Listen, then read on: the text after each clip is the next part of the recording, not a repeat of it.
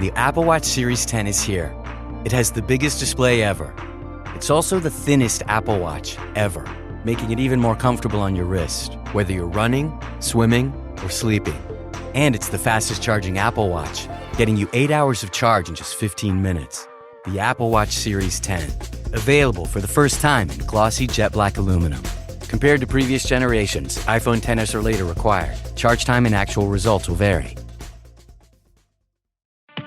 Bored with your boring cardio? Stop pedaling that snooze cycle to Nowheresville and try some cardio that's actually fun. Supernatural Fitness, available on MetaQuest. Isn't that right, Jane Fonda? Cardio will never be boring again. Sweat to the beat of thousands of chart-topping songs inside stunning virtual landscapes. Bet your stationary bike can't do that. Visit GetSupernatural.com and join the next fitness revolution. Supernatural VR Fitness, only on MetaQuest. Rated T for Teen.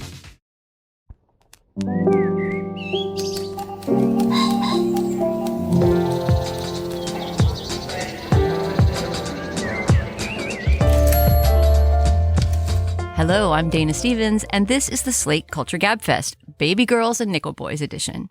It's Wednesday, January 15th, 2024, and on this week, we will be discussing two new movies. Babygirl stars Nicole Kidman as the CEO of a robotics company whose relationship to her own sexuality is somewhat robotic itself until she embarks on an affair with a much younger man, an intern at her firm who intuitively senses her need to be sexually dominated. Next, we'll talk about Nickel Boys, an adaptation of the Colson Whitehead novel by that title from the director RaMell Ross, who adopts a radical first-person perspective camera technique to show us the world from the perspective of two young black men at a sadistically run boarding school for boys, all based on horrific real-life events. Finally, we'll discuss the legal and public relations battle currently taking place between Blake Lively and Justin Baldoni, the two actors who starred in the recent film It Ends With Us, also directed by Baldoni.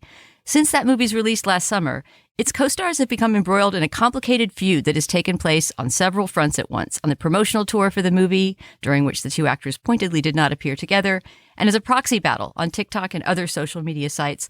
Now it's headed for court with lawsuits and counter-lawsuits. The way this whole story has played out says a lot about how public opinion is shaped and weaponized in the internet era. We'll discuss. I am joined today in studio by Nadira Goffe, Slate culture writer and beloved, nay, indispensable friend of the podcast. Hey, Nadira. Hi, Dana. It's good to see you. Really good to have you. Happy New Year, because I guess I haven't seen you yet in 2025. And of course, we're joined, as always, by our beloved Julia Turner, a fellow at the Annenberg School of Journalism in LA. Hey, Julia. Hello, Dana. And Julia, I know our listeners are going to want to hear about this, and we are talking about this in Plus, but how are you doing in LA as far as the disasters unfolding in your city? It's been just such an awful, unfathomable time there. We are fine. Our home is fine. We've been really fortunate. We did evacuate because we were right by the mandatory zones, but we're okay and hanging in there. And yeah, we'll talk more about it all in Plus.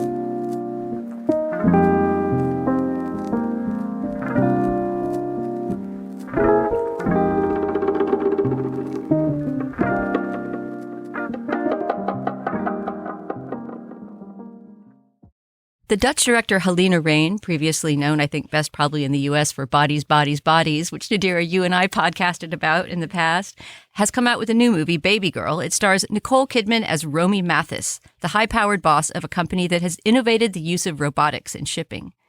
Romy is poised, confident, successful, chic. She has a handsome theater director husband, played by Antonio Banderas, and two lovely daughters, one middle schooler and one teenager.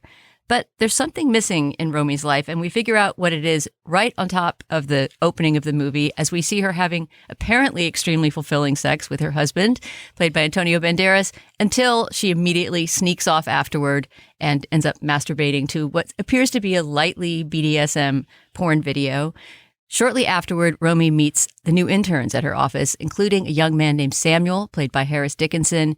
Samuel and Romy quickly develop a kind of cat and mouse relationship that develops into a torrid affair. This involves Samuel's character figuring out sort of as they go along what kind of a kink it is that Nicole Kidman's character Romy is trying to explore.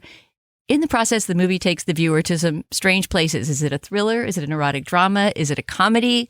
There's really a lot going on in Babygirl. Before we get into our discussion, let's listen to a little clip. This is a scene when Romy and Samuel are having their first one-on-one meeting. He's made her his mentor in the company's mentorship program, even though she claims that she shouldn't even be on the list to be one, being the boss of the whole place.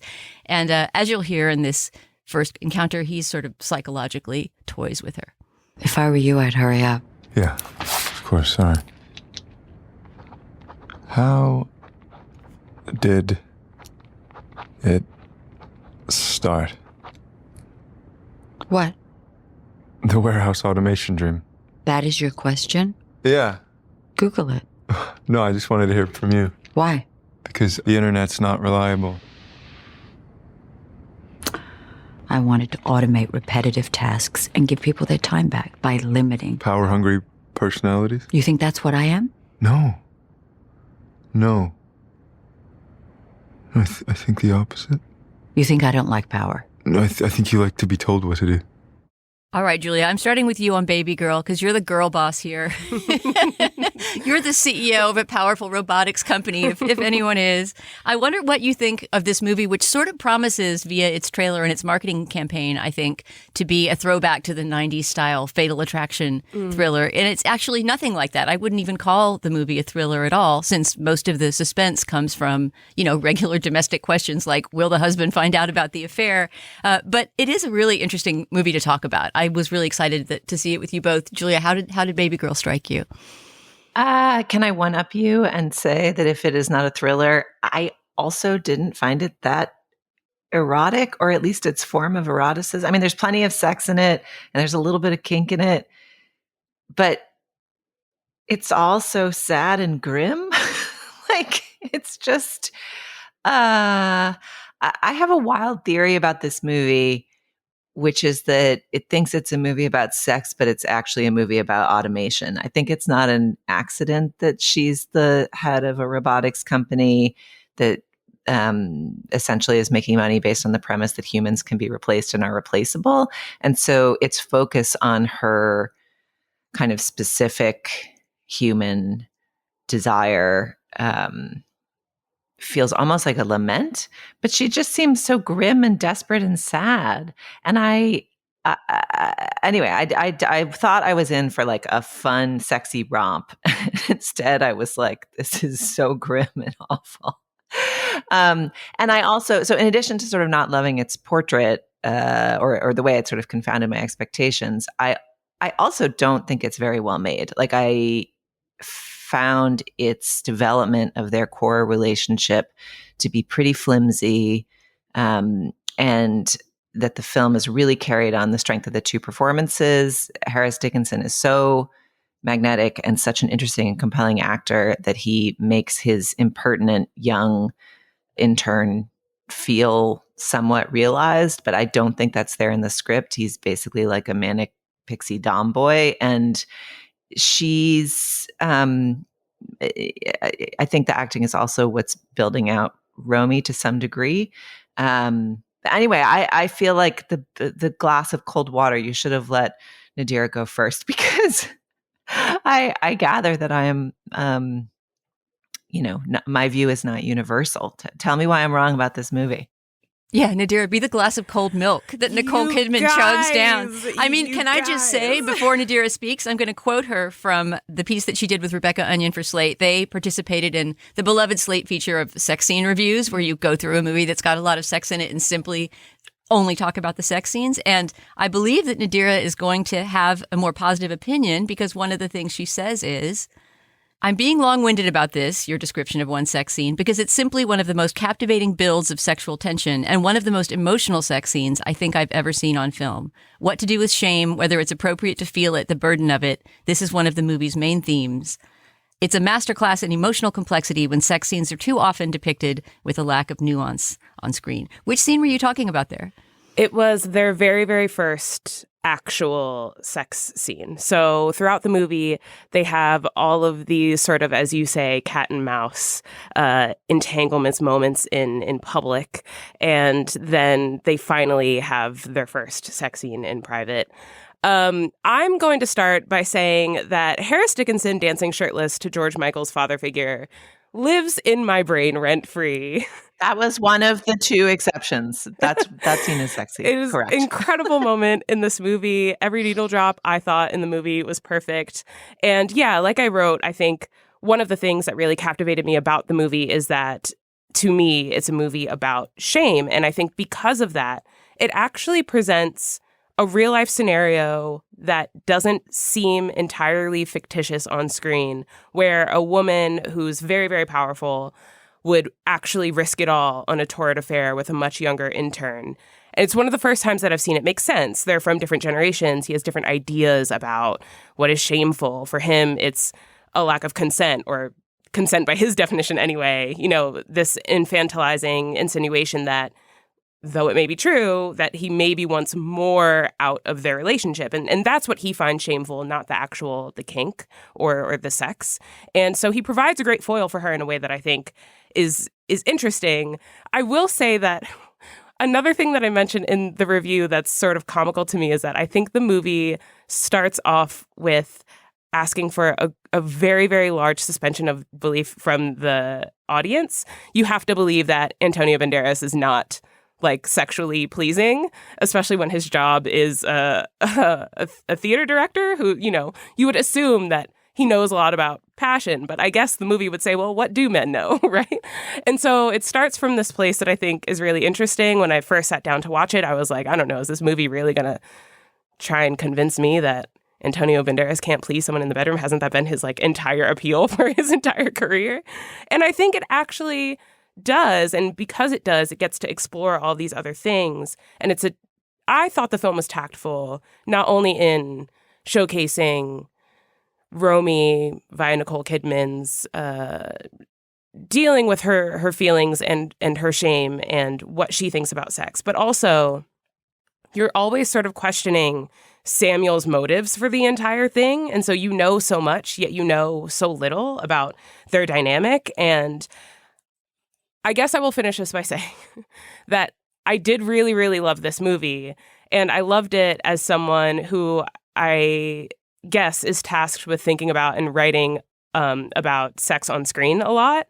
But one of the things that I particularly loved about this movie is that everything that was happening between Romy and Samuel was happening in this world where every man that Romy encounters, you can tell wants something from her, even if it's cast members of her husband's play, even if it's other men at her company who sort of see her as an obstacle to their all-consuming power, right? Every man in her life wants something from her, and yet she has never been able to get the thing that she's needed from them until this young man comes along. And I think there's something so visceral about the way that that's portrayed. And in the movie, sometimes, you know, I felt icky, sometimes I felt great, but I don't know. I'm saying a lot. I loved this movie. Yeah, I don't think I would quite put myself in the bucket of Nadira's degree of love for it. I think the ending, which we can't really get into without spoiling, I think the ending undercuts some of the exact message you were talking about, you know, how the film is really about exploring shame. And I know that there have been some responses to it kind of that are disappointed that the kink is so vanilla, right? That all they're sort of doing is like playing little almost childlike sex games. I think that seems like a key part of the movie. In fact, that Nicole Kidman plays this woman, you know, of I guess sort of Generation X aged, right? Like sort of before the revolution of consent and Me Too and different ways of thinking about sexuality, who finds it incredibly shameful that she has these, you know, perfectly ordinary sexual desires that are maybe a slight degree off of, you know, of the norm. And so part of what the movie is about this guy of a different generation kind of showing her, modeling different values for her. But I actually disagree, Julia, with your characterization of the Harris Dickinson character, who is a mystery to us. There's a lot we don't learn about him and his motivations, but I don't quite see him as the manic pixie dream dom. Is that what you called him? In that there's something shady going on with him that the movie never quite fills out. Yeah. You know, I mean, I said that this wasn't a fatal attraction, but there are some moments midway through where it starts to be hinted that he might be a bunny boiler in the making, right? Like he disturbs her domestic peace. He shows up at her country house without any warning and on this sort of excuse that he's delivering something. Why is he hovering around her in that way? And he coerces her into continuing the affair, which is certainly what some part of her wants. But there's a moment where, for all that he's like Mr. Next Gen Consent, and this is a mild spoiler, but there's a moment where she is attempting to end it, and he essentially threatens to ruin her career and marriage and forces her to continue it. And there's certainly some part of her that wants that, but it's not exactly like he's the poster boy for consensual domination. Exactly. Like he does seem sinister. I guess all of that just seemed underbaked to me. And Nadira, I agree with you that the sex scene you flagged, first of all, at no point did I mean to suggest that Harris Dickinson dancing with whiskey to father figure was not sexy. Stipulated, that moment is amazing. That's a great sequence. And also the glass of milk scene is like hilarious and funny. There's so much milk in this movie. And just the best, like, kind of on-screen flirtation. I mean, there's a lot of moments of wit. I think part of why I was disappointed by this movie is that the promise of the idea is so great, and there are so many moments of kind of slyness and wit, which I think were present in Bodies, Bodies, Bodies too.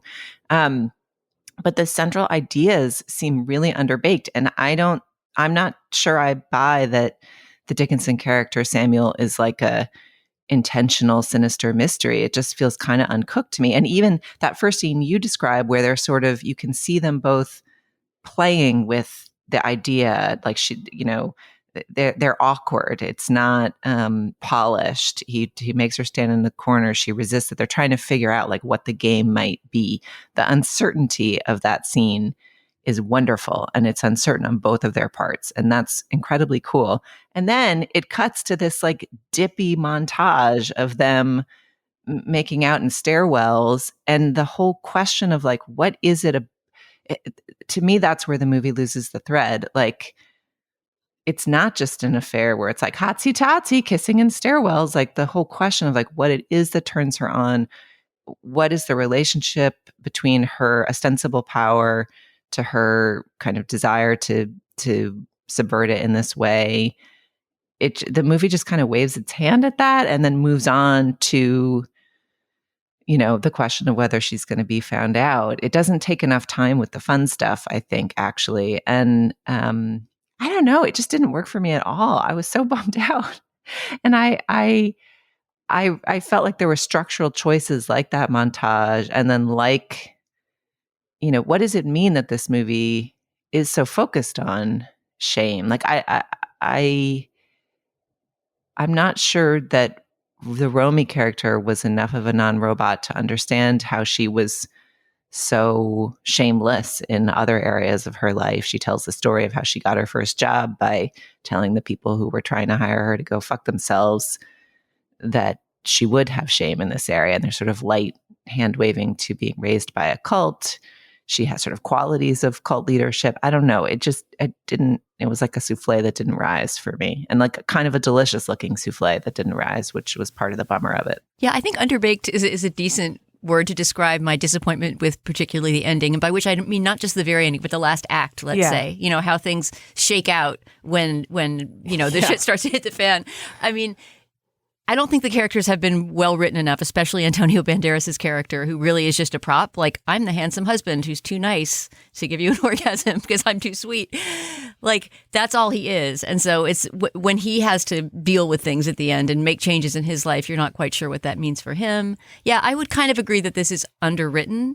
But the thing that saves it, and Julia mentioned this a little bit in her last response, is its sense of humor. I say this in my review of the movie. Like, if this had been self-serious and sort of treated her sexual liberation as this, I don't know, as just this pure empowerment narrative, and and that he really was just sort of the manic pixie dom who brought the concept of consent into her life, then it would really be unbearable. It's because you sometimes see, for example, the Harris Dickinson character, trying not to snicker as he's figuring out which silly new thing to make her do next to turn her on. It's that exploratory and humorous side that makes the movie unusual. Yeah, and I I don't know. I think one of the things that I really appreciate about this movie is just how divisive it is. I've heard opinions all across the board from people, but it's always inspired, I think, a really interesting discussion. And maybe that's all the movie really needs to do, right? Is start these conversations or inspire these conversations about shame, about kinks, about these age gap relationships, about professionalism, about women, about marriage, about all of these things. And I've never had a dull conversation about this movie, which is not something I could say about many other movies. Completely. That's why I really wanted us to do it on the show, even though it wasn't, one of my favorite movies I've seen this year by any stretch. A big part of it, of course, also is that the casting is kind of magical. There really is chemistry between these two actors. It makes me want to go see Harris Dickinson in everything. Yeah. And it's not exactly a new kind of role for Kidman because she almost always plays these uptight type A kind of women, but it's certainly pushing it further, and making it more revealing than she has brought to one of these roles in a while. Yeah, even the scenes where she's, we see her getting Botoxed and doing cryotherapy and doing different kinds of there's like eye movement therapy that she seems to be doing.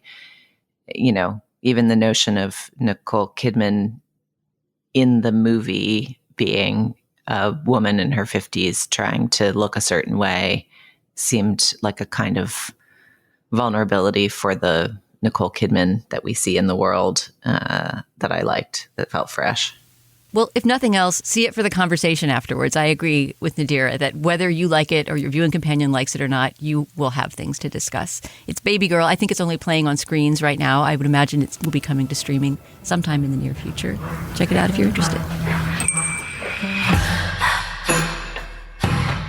If we're going to do this, we need to set some rules that you and I both agree on.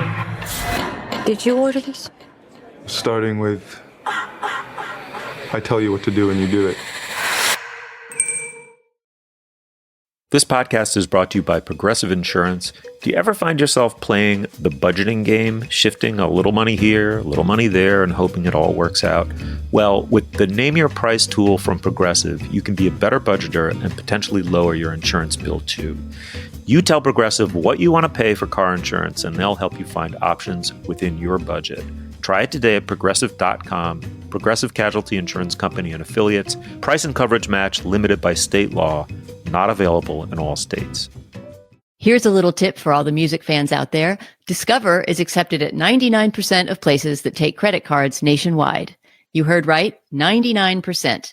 And every time you make a purchase with your card, you automatically earn cash back, which means you could earn rewards for those almost front row seats, ride shares to the venue, even that concert merch you've had your eye on since it dropped. If all of that sounds like music to your ears, remember, it pays to discover. Based on the February 2024 Nielsen report, learn more at discover.com/credit card. The Dozier School for Boys opened in Florida in 1900 and closed in 2011. Over those 111 years, the institution operated basically as an arm of the Jim Crow South, forcing its students, who were really its inmates, to do unpaid agricultural labor and subjecting them to beatings, torture, sexual abuse, and even institutionalized murder. When the school was finally closed and an investigation opened, it was revealed that at least 55 bodies had been buried on the school grounds, and other likely grave sites have since been identified.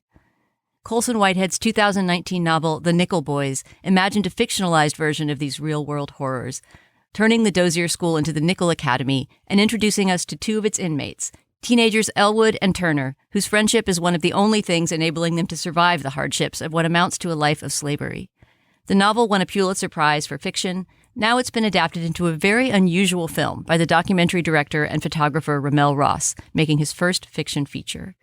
We weren't able to get any audio from the film except for a little bit of the film's trailer, but this should give you a sense of both the soundtrack and the sort of sonic landscape of the movie. You'll hear first the voice of Ingenue Ellis Taylor as Hattie, Elwood's grandmother, and then of Ethan Harris as Elwood.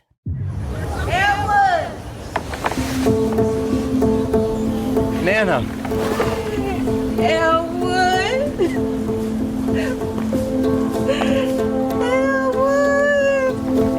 It's been a long wait for some good news. Good news, good news, good news. Things is changing. Nana, what is it? Hell, I let you down. No.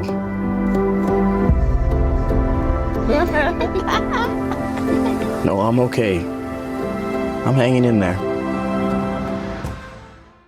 All right, Nadira, I'll start with you. I called this a very unusual adaptation in my intro, but I didn't really get into why. Before we start talking about the content of this movie, can you try to describe the form? Yes. So the movie is told almost entirely from a first-person perspective, in the sense that you are looking through the eyes of the protagonist, and it's told in a sort of collage type of way where you get mostly glimpses of images, of moments. It's rare that you get entire scenes played out, though that does, of course, happen.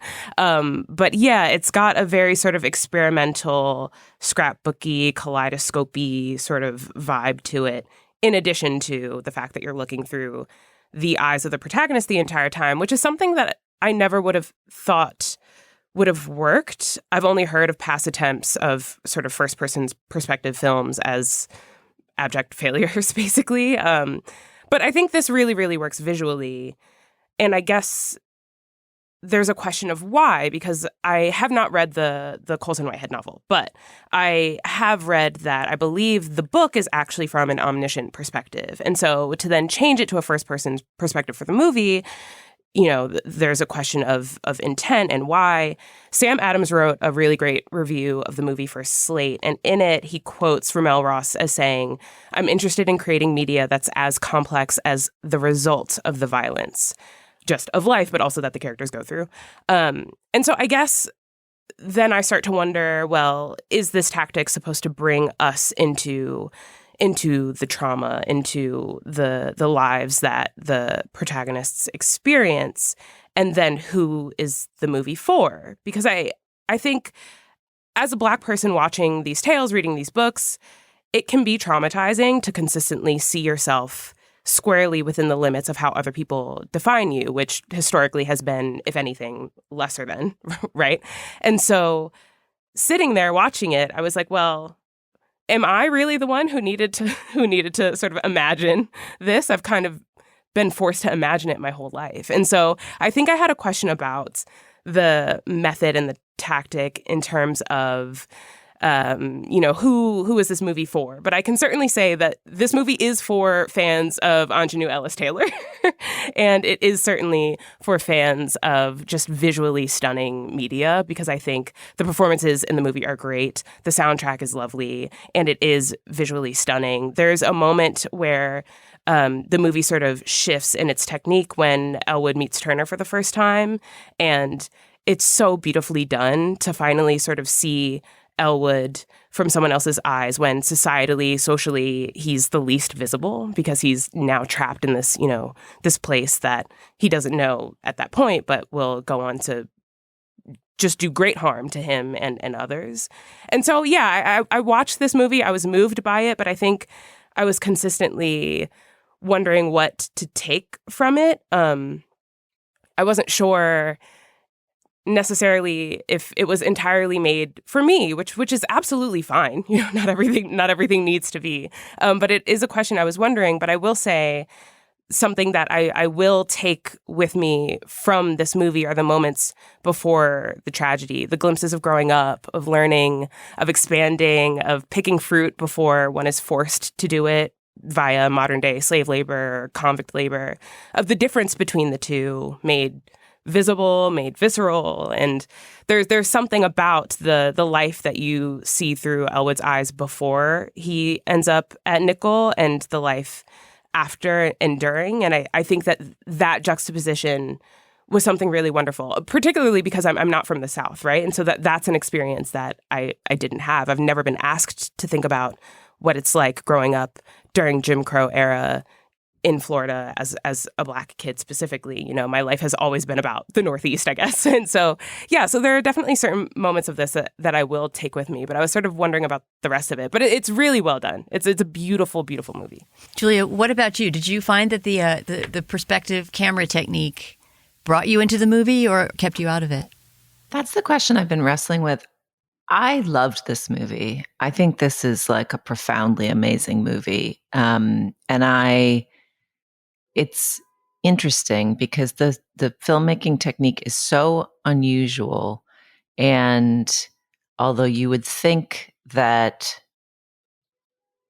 it would be immersive and allow you to forget that you're watching a movie because it's just like seeing, like the cinematographer has spoken in interviews about trying to create, not actually use the camera as eyes, but create the sense of sight in the way that they use the camera. And it really is the way the camera will sort of alight on some small detail, or notice the way that an ember goes out, or notice the way that the light dapples through a leaf. Like it's incredibly sensorially rich and just gorgeous in the way that being alive is gorgeous and that life is precious. But you're also kind of constantly thinking about like, well, this is weird. I haven't seen this before. This isn't how they usually make movies, huh? Like whose perspective is it now? The movie is very expert at actually guiding you through understanding whose perspective we're looking through. Once it introduces a second perspective and starts switching between them, it actually is not nearly as confusing as you might think it would be, but it's both immersive and distancing at the same time. RaMell Ross who won a lot of praise for a documentary he made several years ago called Hale County This Morning, This Evening, has spoken to that question of kind of representations of Black life in the South and how they're frequently made in film, and has spoken about using this perspective as a way of trying to escape some of the tropes of seeming to re-traumatize by the sort of 12 Years a Slave approach of just very visceral depictions of actual acts of horror and harm. We get pretty close here, but it's a lot is sort of suggested and feared rather than actually shown. And I came away pretty knocked out by the whole thing. Like even if the technique is not something that disappears, I felt like it was so effectively done that I was really wowed. And I was particularly wowed by the final shot of the film, which I won't describe. But I think, to me, the focus on the sensory experience of the world and that opening childlike sequence that you highlighted, Nadira, of kind of what it feels like to be a kid. There's a moment of looking at a Christmas tree from down below, looking at things at table height, the feeling of like coming into yourself as an embodied person in the world, and your sense of like what your possibilities are, what your rights are, what you're entitled to want and dream and believe and expect. I think that's a thing that happens for kids of all kinds in different ways, and to sort of see how it happened for this Black kid in the South in the 60s. I just thought it was incredibly effective and powerful. I really loved this movie. I mean, I think that I'm going to be a bit of an outlier in that I absolutely agree that this movie aesthetically and formally is kind of a brilliant experiment. I loved RaMell Ross's documentary, the one Julia mentioned from 2018, Hale County This Morning, This Evening, which, although it's a documentary set in a small town in Alabama, it has a little bit the feeling of that opening, the very Proustian beginning of this movie, right? It's a documentary that just shows sort of snapshots of everyday life around this place, and the story gradually emerges from these, at first, very non-narrative seeming sort of lyrical moments captured at random. And that's exactly how the beginning of this movie starts out. It also made me think of the segments of Tree of Life, Terrence Malick's Tree of Life, in which a consciousness is kind of taking shape. You see sort of a baby seeing things and noticing things for the first time. It's a really beautiful thing to do with a camera, and it's extremely well suited to this first person technique.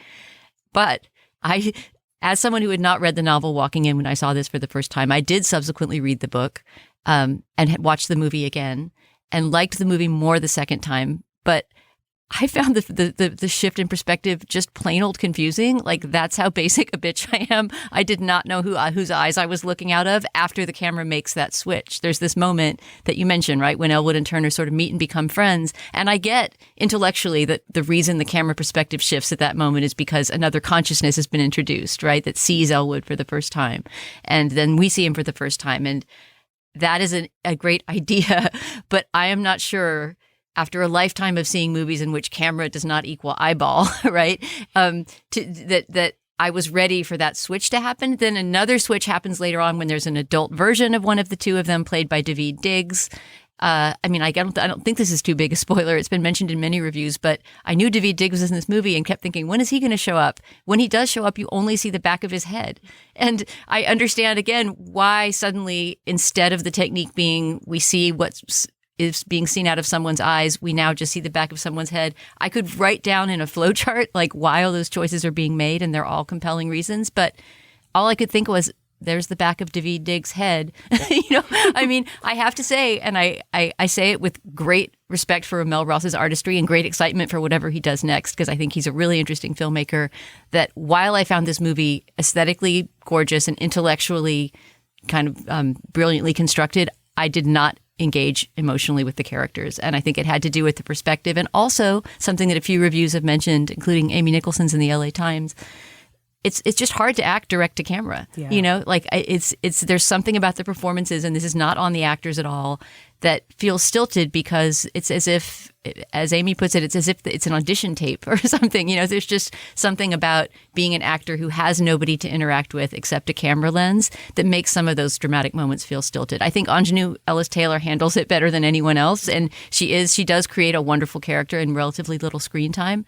But again, this is not on the two actors, Ethan Harice and Brandon Wilson, who play the boys, but I didn't really get a sense of who those boys were from their acting. I was always thinking about the perspective, and it always kept me outside the movie. So when you were referring, Nadira, to the history of failed experiments in film history, including this noir movie called Lady in the Lake that's always quoted in these conversations, it's like a Raymond Chandler adaptation that's totally from the detective's point of view, and it does feel really clunky and doesn't work at all. This is a much, much more interesting use of the technique than that.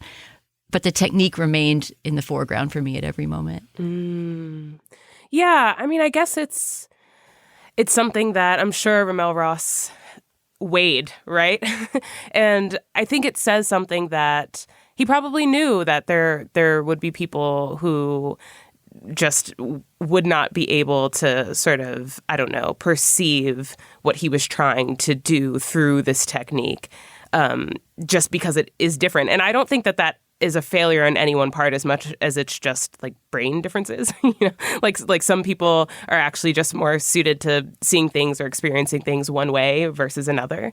And so it doesn't surprise me that some people definitely would have been taken out by the technique. But I think I'm always just wondering about his choice to do it that way. And in some ways it's a valiant.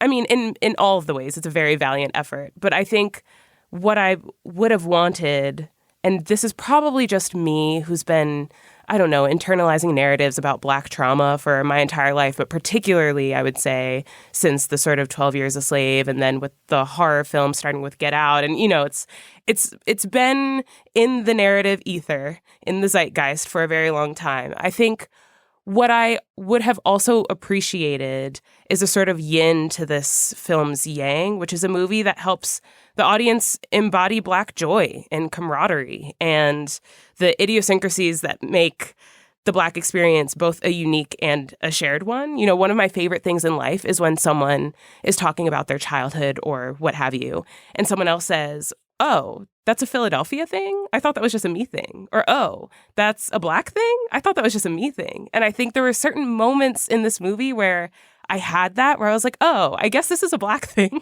I thought it was just a me thing." And I think, just a sort of foil to this would have been great, and maybe would have looked a lot more like the beginning of the film, which I definitely gravitated more towards. But I don't know. It's hard to speak critically about it because it's so good, but when there's something about it that's just like it doesn't fully 100% have you, it's hard to articulate.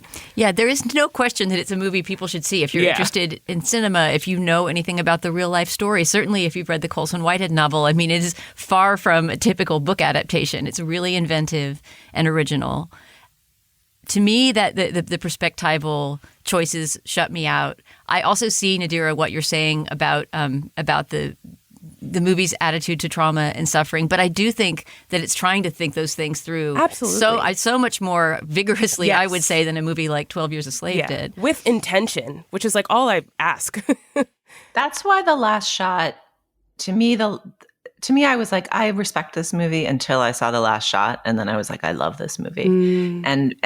Without spoiling it, I think it's because The Last Shot, to me, helps cement the idea that actually, even though it's set in a world of trauma, it's about like selfhood and connection and the relationship between the two. And it's really the story of a friendship and of how through friendship we can pull each other up and out of where we find ourselves stuck. I mean, it's such a delicate balance because you don't want to be like, well, they use this trauma story to tell a story of, a pat story of friendship. But because of the filmmaking work, to me, it really landed as like a grounded sense of like the gift of connection and what that can do for people. And so it really worked on me. Yeah, I mean, I think it is definitely a moving film. I'm not saying I wasn't moved. I'm just saying maybe I would have preferred a little bit more of a balance. But I also think I'm just responding to like a very sort of personal malaise that is not on RaMell Ross or Colson Whitehead or anyone who was involved in making this thing. And I did love it for everything that it is. But there's a version of it, I guess, that I wish included maybe just more of the before and the after, to really sort of hammer home that connection that you were talking about, Julia, and to sort of paint a more, vivid picture of what the life that Elwood and Turner were robbed of actually looked like, because we got such beautiful depictions of it before they were robbed of it. And I was like, oh, just a little bit more of that would have been maybe nice. But I do think everyone should watch this. Everyone should watch this. Yeah, I agree. This is one of the must-watch movies of the award season, whether or not it 100% works for you because of its ambition and its beauty. It's just sheer visual beauty. All right, it's Nickel Boys. It's in theaters only right now. We'll probably be streaming at some point and will, I'm sure, be part of some of the award season conversations we have going forward. That's it, El. You're doing great. We have to be like knights. Checkmate.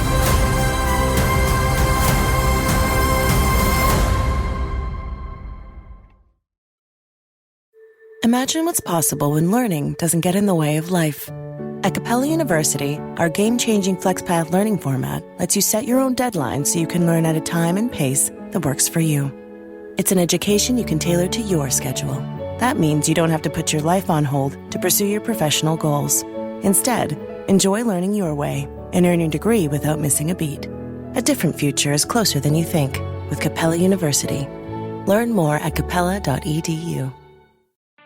Bored with your boring cardio? Stop pedaling that snooze cycle to Nowheresville and try some cardio that's actually fun. Supernatural fitness, available on MetaQuest. Isn't that right, Jane Fonda? Cardio will never be boring again. Sweat to the beat of thousands of chart-topping songs inside stunning virtual landscapes. Bet your stationary bike can't do that. Visit GetSupernatural.com and join the next fitness revolution. Supernatural VR Fitness, only on MetaQuest. Rated Teen for Teen. All right, our third topic contains so many moving parts, legal, social media related, having to do with celebrity culture, that there's so much here that I think I'm going to start off by just reading a quote from a recent New York Times article. This is by the reporters Megan Twohey, Mike McIntyre, and Julie Tate, reporting about the legal battles that are heating up between Blake Lively and Justin Baldoni, two actors who recently appeared together in It Ends With Us. Baldoni also directed the film.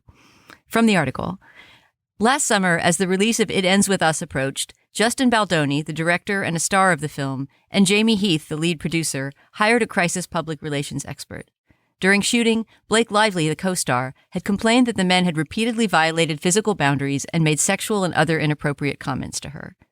But by August, the two men, who had positioned themselves as feminist allies in the Me Too era, expressed fears that her allegations would become public and taint them, according to a legal complaint that she filed Friday.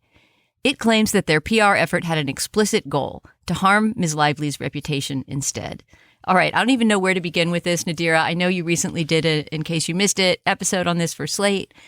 Can you give us fill in some of the background of these lawsuits, counter lawsuits, and especially the piece I want to get to is the AstroTurfed public media campaign? Sure. So I can sort of set the scene of what it looked like before the New York Times broke the story about Blake Lively filing the complaint. When It Ends With Us first premiered, when there was the press tour for it, eagle-eyed netizens, people on the internet, noticed that the majority of the cast members were not following Justin Baldoni, the director, and Blake Lively's co-star of the movie on social media platforms, on Instagram, what have you, which is weird, and then compounded with the realization that they never did any press materials together. Right. They were doing separate promo tours. Separate promo tours, separate interviews, which is very, very unusual, especially when you consider that Justin Baldoni was not only a co-star, but the director of the movie. And this is not just Blake versus Justin. He wasn't doing press with almost anyone else tied to the film, which pointed to this idea that something must have happened on set. And of course, once you have a mystery like that, the internet takes it and runs with it. And so then all over TikTok, all over Twitter, all over all social media, people were sort of questioning, wondering what must have happened on set, because there's clearly a feud between the two. And very quickly, the questioning about what happened on set, because of certain rumors that had bubbled up about Blake Lively trying to take creative direction over the film, of her bringing in her husband, the very famous Ryan Reynolds, into, maybe rewrite or massage some scenes, and all of these other, I guess, just her identity as a mean girl, or, like a very, very rich, famous, popular girl. All of these pointed to this idea that Blake Lively must have been the one in the wrong. It also doesn't help that her reputation was sort of prickly. Not only has she played these sort of mean girl roles, but she's very well known for having a plantation wedding and not having a great sort of PR response to the fact that she had a plantation wedding. And so anyway, I say all this to say, the entire internet started blaming Blake Lively very vehemently, very intensely. And the narrative that developed was that Blake, was probably being somewhat of a tyrant on set or whatever with the creative direction of the film. And Justin Baldoni, who's made a name for himself as being a very, very feminist, famous man. He has a TED Talk and everything. A TED Talk and everything. I've been pretending to be a man that I'm not my entire life. I've been pretending to be strong when I felt weak, confident when I felt insecure, and tough when really I was hurting.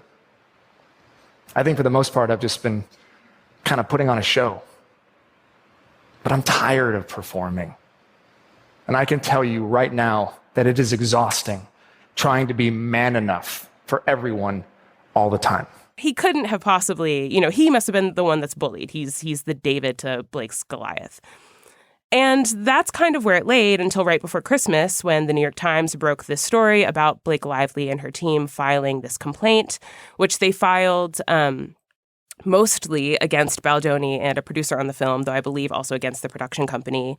In this complaint, there are allegations of a number of very uncomfortable sexual harassment type allegations, that Heath, the producer, or Baldoni would come into her room while she was, her trailer, while she was breastfeeding or pumping, that Baldoni had commented on her weight, that Heath had shown her nude photos of his wife giving a home birth, I guess for color, for a scene, as if Blake Lively hasn't given birth before, and that Blake allegedly was, I guess, subjected to suggested added scenes per Baldoni that she felt were sexually gratuitous and weren't in the original script.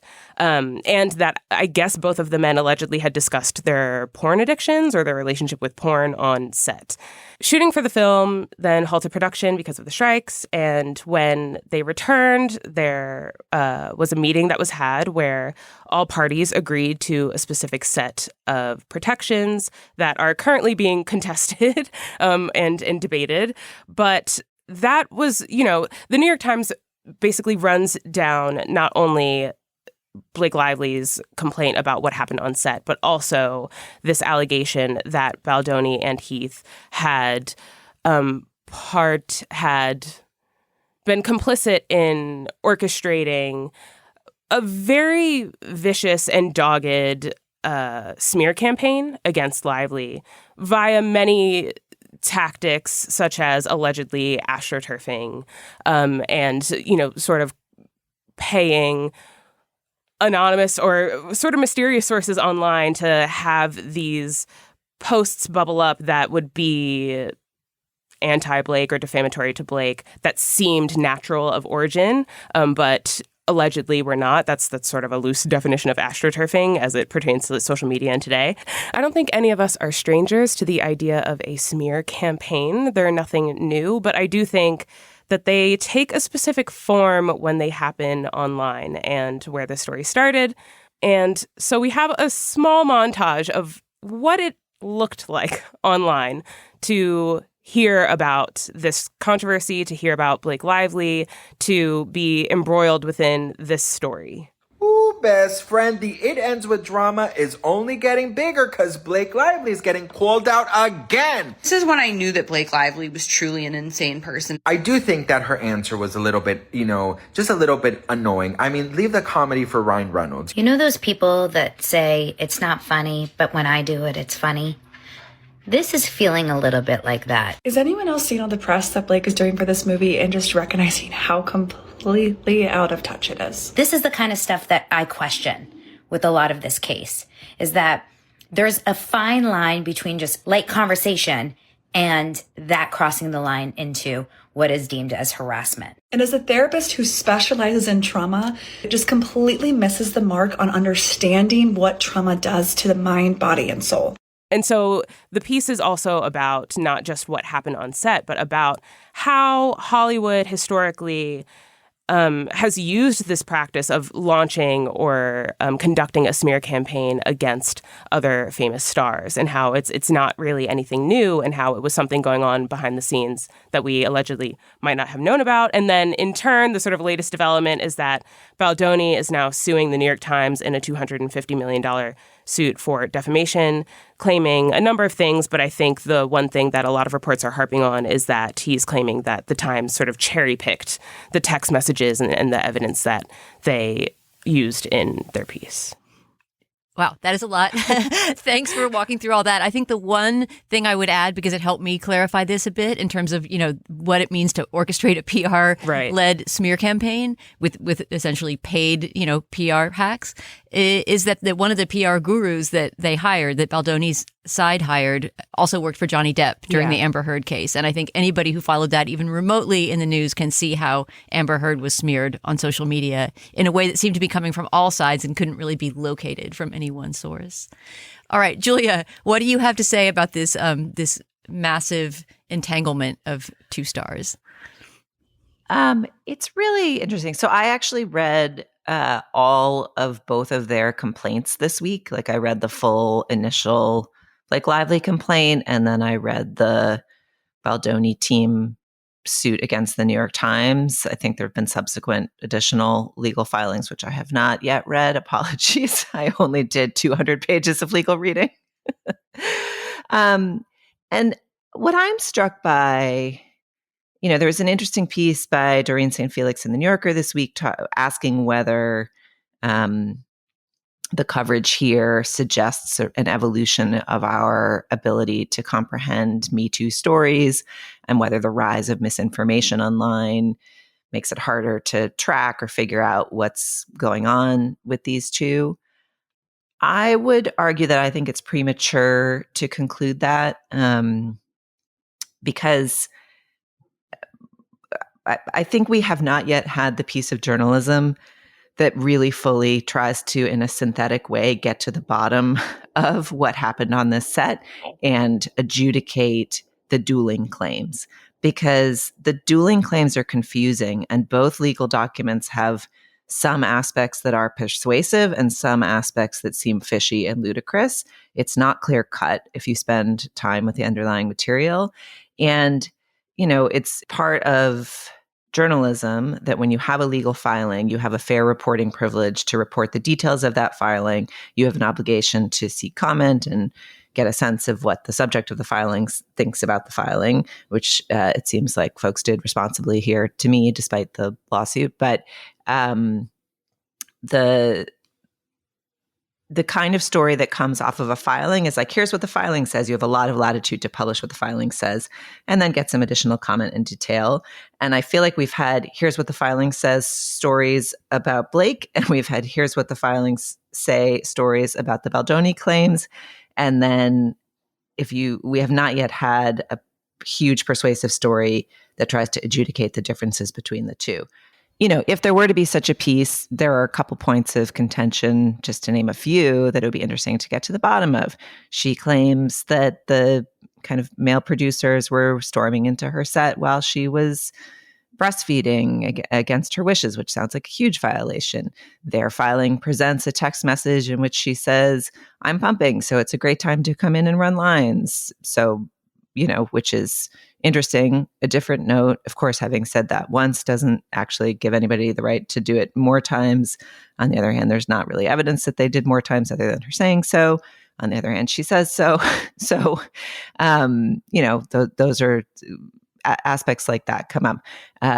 There's a complaint that there wasn't an intimacy coordinator. The Baldoni complaint presents a text message before the initial shoot saying, hey, we hired that intimacy coordinator, want to meet with them, and asserts that Blake Lively said, I can wait and meet with them on set. But then also goes on to assert that Baldoni complained to his producers like, oh no, she won't meet with the intimacy coordinator. That's so hard. I guess I'll have to meet with them by myself and relay to her later what the intimacy coordinator said. And that's why I was talking about sex positions to Blake Lively against her will, which raises the question, why not just write Blake Lively back in the text and say, hey, actually, we need to have a meeting before set so we can plan all the sex scenes. Can you find time for it? Like, there's sort of just the claims and the counterclaims raise these questions that we haven't quite got to the bottom of yet. And perhaps we never will. But if you spend time with both documents, it seems like there's fair questions to raise about both sides. So I'm not sure it's as clear cut as like, you know, she's an imperfect victim who's been cruelly smeared, and now in this misinformation environment, she's never going to be unsmearable. Like, I think there are just actual questions of fact here that we don't really know the answer to yet. I will also say that one of the key claims that's quite unpersuasive in the Baldoni filing is that, you know, the Lively filing shows text messages between all of the PR people that Blake's team hired saying like, ha ha ha, here's how we'll bury her. We need to seed more things like this. Like, Jed's team is doing great, you know, suggesting that they're taking credit for online backlash to Blake Lively at the time of the film's release. The Baldoni filing then shows all these other text messages of these same PR people saying like, that story is so crazy. I didn't even and I had nothing to do with that one. You know, marveling at all of these negative stories about Blake Lively that they didn't themselves like plant or work on. You know, the Baldoni filing completely fails to consider the quite reasonable assumption that all of the online seeding of sort of subterranean comment hate is part of what nudged the press toward doing negative stories on Blake Lively, even if they weren't directly orchestrated by this PR team. So, you know, it's just very messy. And even though hundreds of words have been written on it, thousands of words, I suspect that we still don't really know the full story. And that's part of why it's so hard to get a sense of what's going on here and who to root for. Absolutely. And there's even another whole angle that we haven't gotten into, which is that there seem to be two different discussions or two different fights going on between the two. A lot of Baldoni's complaints have more to do with creative control of the movie, and his claim that apparently, and this is very confusing to me, Blake Lively somehow got final cut in a way or got some editorial control over which version of the movie was released, and that the movie as released, It Ends With Us, was more the version that Blake Lively wanted than that Justin Baldoni, the director of the movie, wanted. I'm not quite sure how that happens or to what extent that and, you know, resentment about that feed into the sexual harassment complaint. So it really is a multi-threaded saga. But one thing I will say is that I actually saw on the ground some of the effects of this kind of astroturfing campaign in that I had a friend visiting from out of town last weekend. She asked, "Oh, what are you doing on the Gabfest next week? Just what are your topics?" And I mentioned sort of, "Oh, and this Blake Lively story, this crazy story about Blake Lively."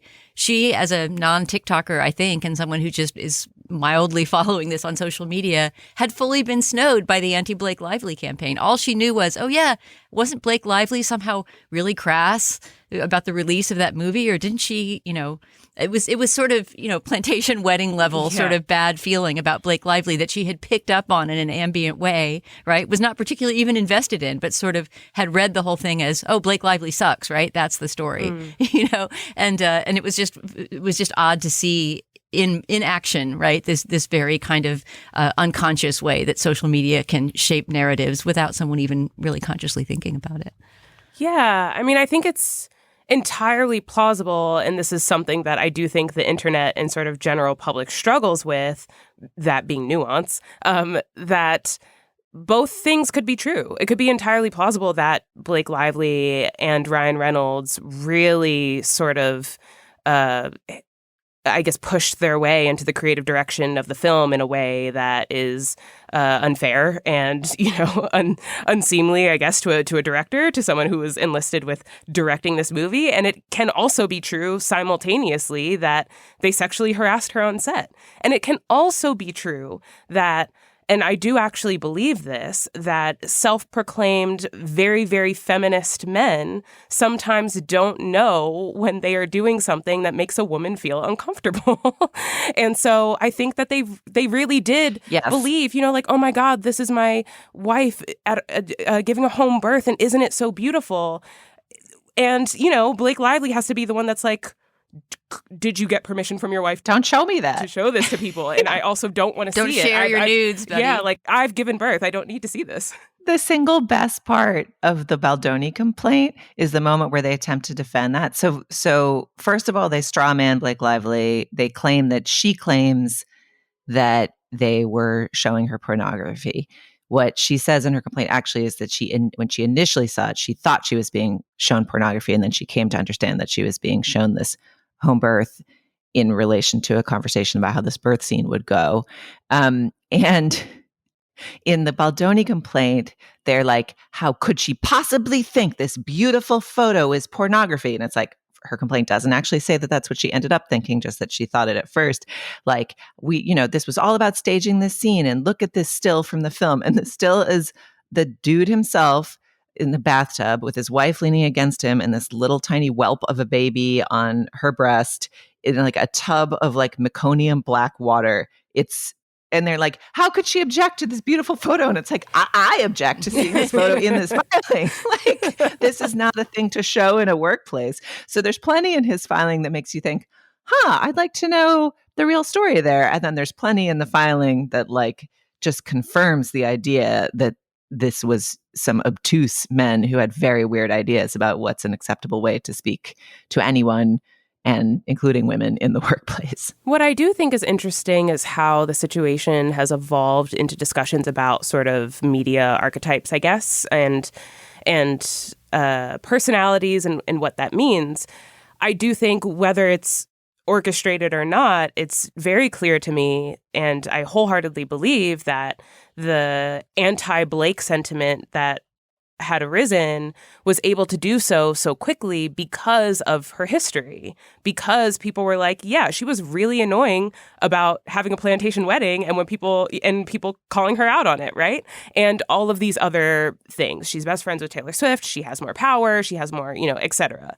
And I think that what a lot of people have learned through this is that doesn't mean that she was inherently at fault, and it doesn't mean that she is not a victim or couldn't be a victim of something, right? Right. And so I think that this idea of a perfect victim or an imperfect victim, and that conversation is a really important one and intriguing one that's being had because of this whole scenario. But this is why I think we need a more synthetic piece of journalism that evaluates the claims and counterclaims in a more even-handed way, because one of the best things about the initial Harvey Weinstein coverage, in my view, was the inclusion in the Ronan Farrow piece of Asia Argento as one of Weinstein's victims, an extremely imperfect victim. Yeah. But I think it was a radical choice to include that imperfect victim, and the storytelling in that piece is quite effective and helps you understand why she was a victim despite having all of these complications. It is absolutely 100% possible to be a person who has the poor taste and judgment to have a plantation wedding and then go on and be sexually harassed. Yes. Like, people who have plantation weddings can be sexually harassed, right? For sure, you know. But because we've kind of got like Blake's version and Justin's version, but we don't yet have like the master recording here, like we're stuck in a little bit of an information swirl, and it's still hard to tell what happened on this set. All right. Well, maybe there'll be a follow-up story at some point, and we will once again discuss this saga. In the meantime, this could really be like a 10-episode miniseries that I think could be really well done. Would watch if it were well done.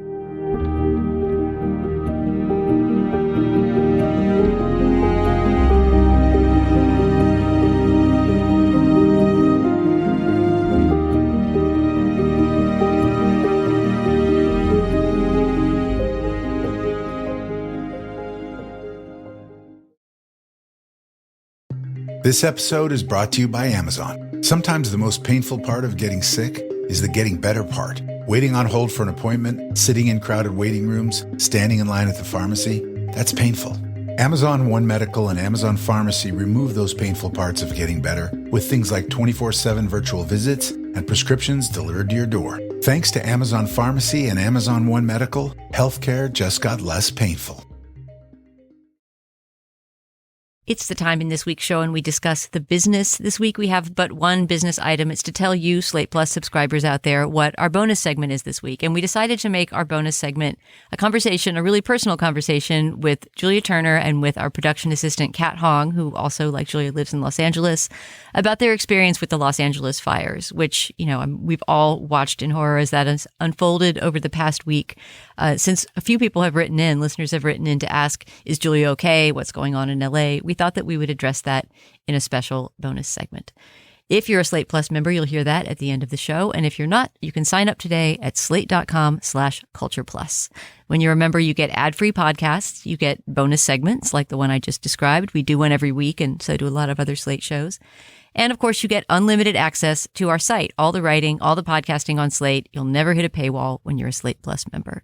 In order to become one, once again, you go to slate.com/cultureplus to sign up. Or you can also subscribe on Apple Podcasts or on Spotify by clicking Try Free at the top of our show page. All right, moving on. It's the moment in our show when we endorse. Nadira, what have you got this week? Sure. I've missed endorsing on this show. So back in November, amidst all of our gearing up for, end of the year activities and cultural best of year lists, an international nonprofit organization released a massive compilation album. The organization is Red Hot Organization, which I was actually previously unfamiliar with. It's a New York-based org that originated in 1989 in response to the AIDS epidemic and has since sought to promote equitable access to healthcare through pop culture. So they've been releasing compilation albums and, other works since 1990. And the latest comes in the form of the album Transa, a behemoth compilation album with contributions from over 100 musicians who created a total of 46 songs. The album is a celebration of the trans community and is intended to bring awareness to trans rights. The runtime is just under 4 hours, and it's split into 4 different chapters. And it is absolutely stunning. It features some of today's most innovative musicians, covering other extremely influential musicians. It features the first song from legendary soul singer Sade in 6 or so years, spoken word poetry set to music by Euphoria famed actress Hunter Schafer, appearances and collaborations from artists such as Clairo, Julian Baker, Andre 3000, Dirty Projectors, Perfume Genius, Sharon Van Etten, Adrian Lenker, so many more. And it features multiple tracks from Moses Sumney, one of my favorite artists whom I've endorsed on this show a few times. I would say the best of his efforts on the album lie in a tremendously stunning cover of the song Is It Cold in the Water by Sophie.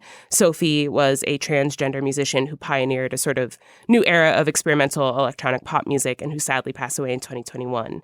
So that was a very, very long endorsement, but the album is Transa by Red Hot Organization. The standout song for me is Moses Sumney's cover of Sophie's song, Is It Cold in the Water? And I think everyone should give it a listen. Wow. The minute you mentioned Red Hot Org, I thought of something from 1990, back when they first came together. I thought, were they the ones who made Red Hot and Blue? And so I Googled it as you were discussing this amazing sounding album. And it's something very similar. It's an album made in 1990 that also rounds up different performers to perform Cole Porter songs, and it raised money for ACT UP. It was all, part of the, I guess, launching of their org. And I remember loving that album at the time and just loving the sensibility that it had plucked and paired these different artists like Deborah Harry singing Cole Porter, just really great ideas of pairing an artist in a song. Yeah, most of the songs are original. Some of them are covers. But you point on something that I really love about it, which is just the fact that these collaborations, these duos, these trios are just combinations I would have never thought of, And so it's really delightful to see artists from these different spaces sort of playing together. And yeah, it's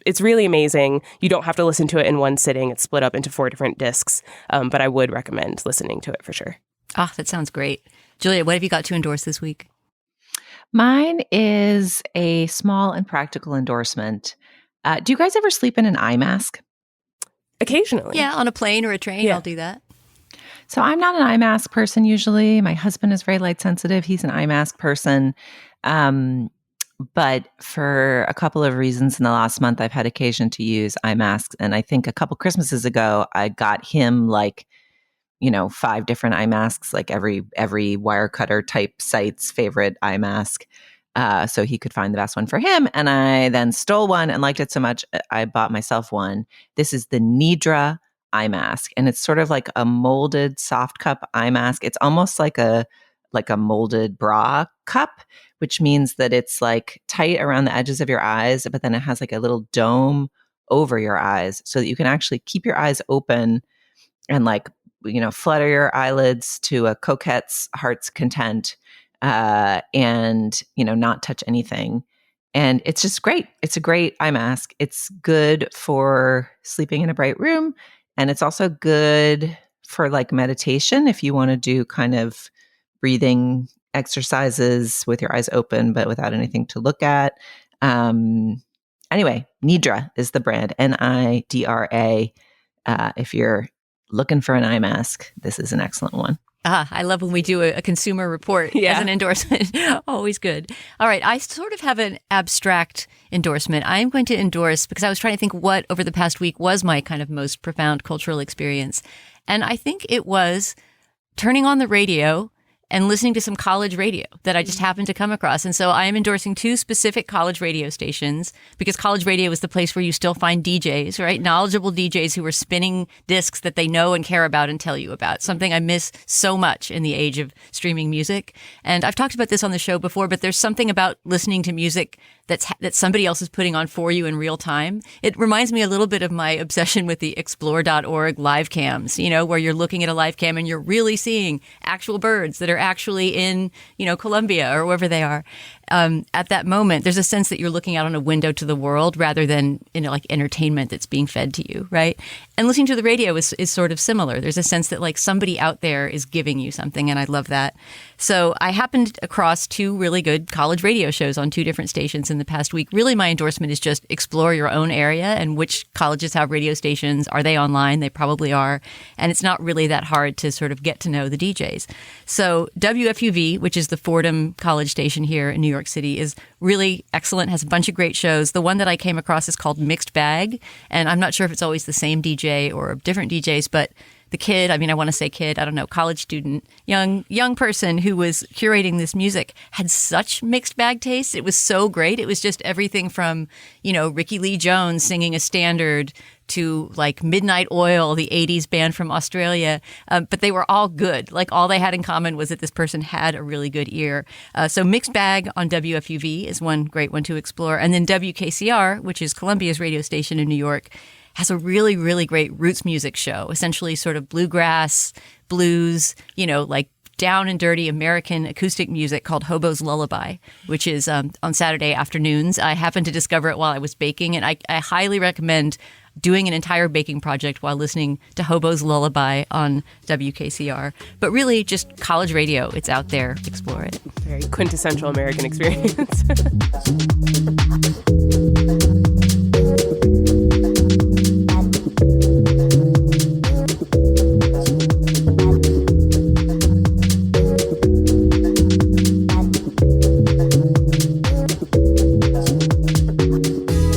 Well, I'm sad to reach the end because these are such good conversations, but that does it for the main part, at least, of this week's Slate Culture Gabfest. You'll find links to some of the things we discussed on our show page, slate.com/culturefest.